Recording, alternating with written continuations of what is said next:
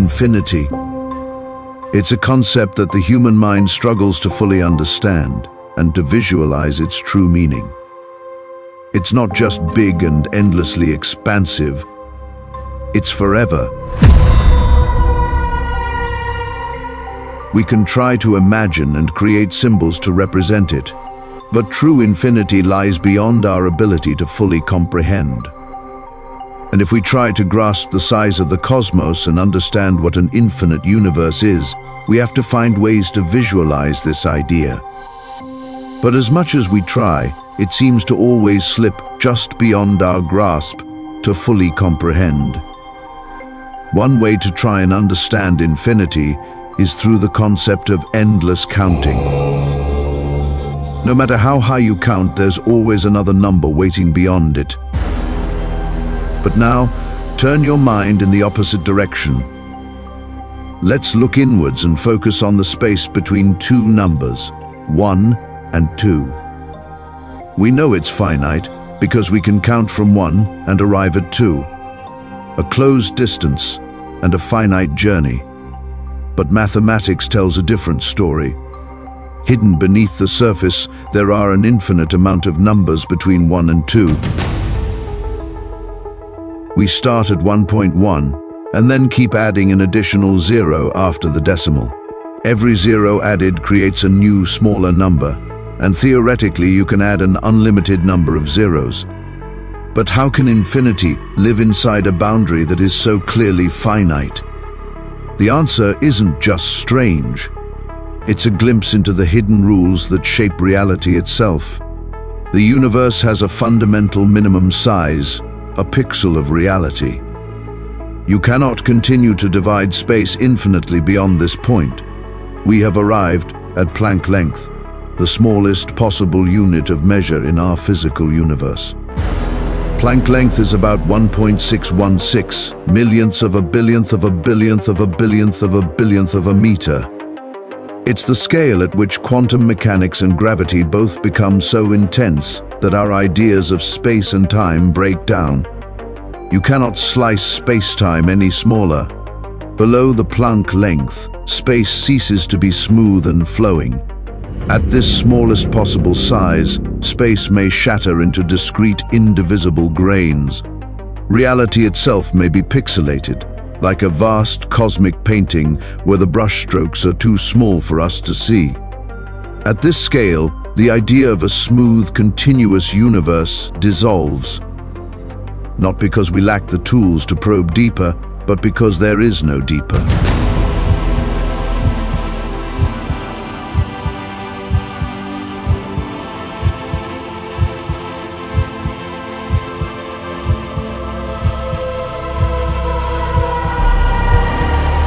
Beyond that threshold, there may be no space, no time, no division at all. Only a raw, silent framework upon which all existence is built, an absolute limit of the very meaning of existence. At the most fundamental level of reality, there cannot be an infinite number of points between 1 and 2. But even when we get to the Planck length, a size so small that infinity comes to an end, our minds can still envision the idea of cutting that minuscule space by half once again.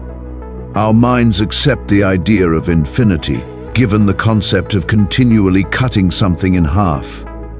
It's effortless to imagine the process continuing forever. Each cut feels smaller, more manageable, a simple repetition that our minds can easily grasp. In an inward direction, infinity feels comfortable, almost natural. We can picture the pieces getting smaller and smaller, without an end, even if we know deep down there must be a limit. But when we turn our thoughts outward and imagine an infinite universe stretching endlessly beyond the stars, something changes.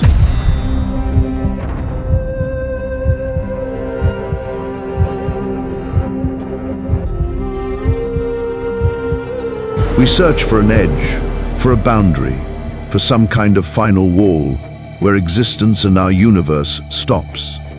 But in an infinite universe, there isn't one. Space just keeps going. Infinity, in this outward sense, isn't about smaller and smaller divisions. It's about never reaching an end, no matter how far or how long you travel. It's this kind of infinity that overwhelms our minds. It forces us to confront the uncomfortable truth that the universe is not built to fit inside the confines of human understanding. The concept of inward infinity feels like repetition and is much easier to conceptualize. Mathematics treats the interval between 1 and 2 as infinite because numbers are abstract. But physically, reality does not allow for infinite divisions beyond the Planck scale. There is an absolute enormous number of space-time units, but that number is still finite.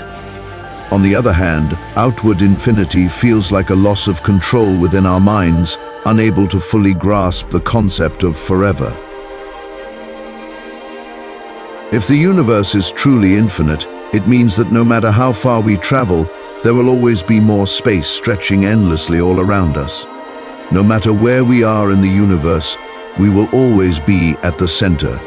There is no edge, no borders, just an endless expanse of space filled with countless wonders that our universe creates.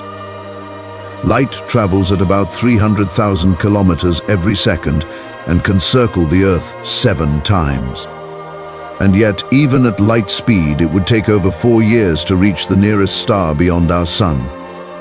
The Milky Way galaxy itself is so vast that it would take light 100,000 years just to cross from one side to the other. Now think the observable universe, the part we can see. It has a diameter of about 93 billion light-years. Space itself could extend infinitely beyond that, into regions that we will never be able to see. Not because it's hidden by distance, but because the fabric of space is expanding faster than light can travel. Even our fastest probes, launched decades ago, have barely reached the borders of our own solar system. But there is another way to try and understand the concept of infinity, one that feels more familiar and acceptable to the modern mind.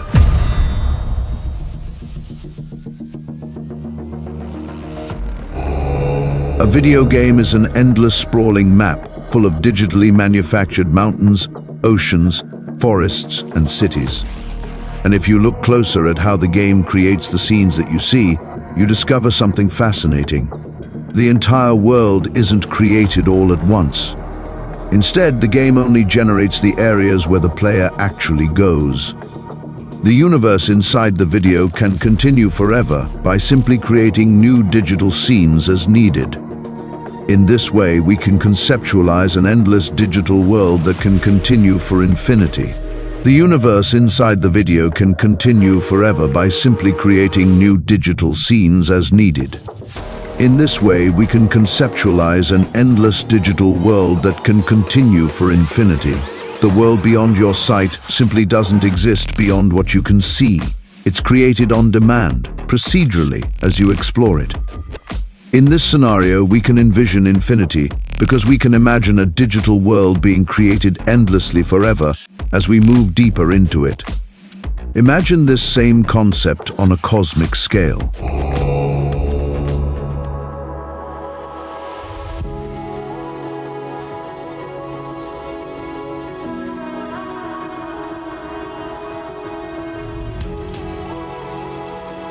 Picture a universe that isn't fully in existence all at once.